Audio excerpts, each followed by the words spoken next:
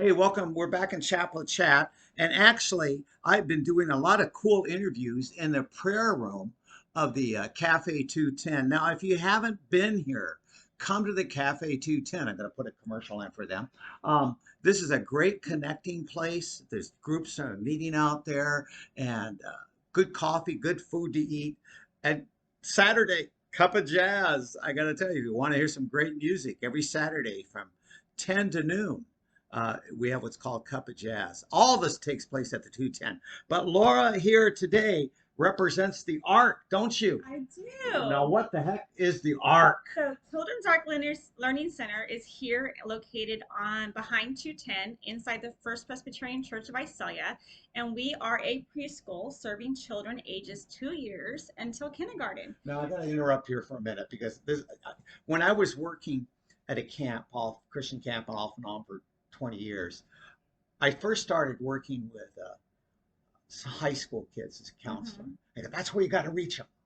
And then then I went to starting work with junior high kids. And I said, oh, you got to reach them at junior high. Then then I started directing camps and counseling at fifth and sixth grade. No. And then it was the middle. No, that's where you got to reach them. And now I'm thinking, no, it's preschool where we got where we Yeah, can so really. our preschool is kind of unique because we are faith-based and we are inside the church. And we do chapel every Wednesday with the minister or the youth pastor or the assistant pastor here at First Pres, where we do chapel time. And on top of that, we incorporate biblical themes weekly into our curriculum. Oh my goodness. Well, keep talk. Do you We develop pray your own before curriculum or meals, is there a so curriculum?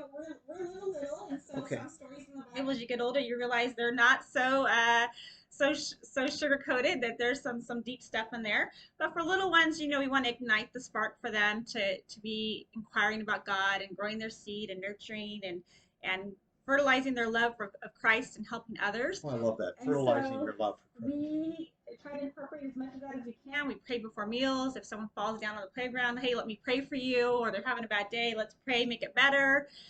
We have families of the week where families can submit either rejoices or they can say, hey, I have this specific prayer request that I need. So the church board and the preschool board and the staff can pray over them and hopefully have them feel more at peace or celebrate with them whatever rejoicements they have. I walking by there just the other day, we were setting this thing up. You guys really love these kids. You could tell it with your staff and you. And I was going, you really reach out. Um, do parents connect with you a lot about things, or do they at all? Yeah, so they can submit it anonymously, or they can say, hey, I'm having a bad day. No. They can text, they can email, we have Facebook, we have Instagram. They can talk at pickup time, they can tell us what's going on.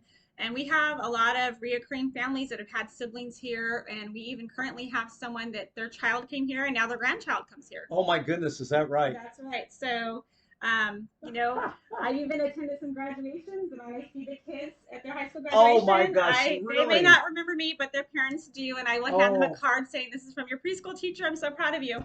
So, get out. yeah, these relationships are really important at this young age to establish, and it takes a village to raise a child these days, and the world's kind of a dark and scary place. So to have something where we can still talk about God and we can hug these children, because not all the time in public schools are you allowed to make that physical connection and touch, But you can but hear. we can here. So we take children ages starting at age 2. They don't have to be potty trained. We'll help you with that process when they're ready, all the way up to kindergarten. And we go to VBS with the church, so we see a lot of these families returning to go to VBS every summer. So it's a really great place to see kids grow from start to finish. Well, so this is awesome. And you did this really quick. And this is going to go out on my YouTube and I'll send it to Mhm. you and send it around. Um, really quick, Laura. Jesus to you is who? Jesus is us. He died for us. He loves us. And when we get discouraged, and we get discouraged here at the school, and we're facing hard times, like I'm thinking like maybe I need to go do something else. I've been doing this for 20 something years. Um, I get sent signs. I believe that God is sending me signs and saying like you're doing a great job here. There's Wow. there's reaffirmation that what we're doing is so important. And then you have parents that are telling you like how great their kids are doing later on in school, or like how much love, like they want to go back to preschool because they loved it there. That you get signs that you're doing something great.